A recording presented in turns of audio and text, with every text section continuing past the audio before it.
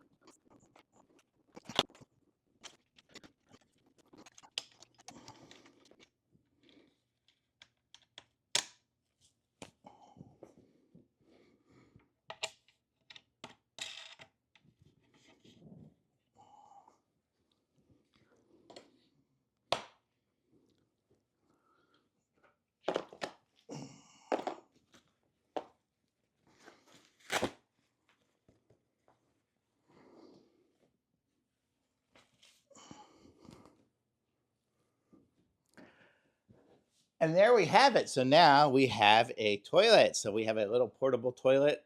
I guess this is going to be a little diverter piece you put on there as well. And you can put a bucket underneath, whatever you need, or this goes over your current toilet, I guess.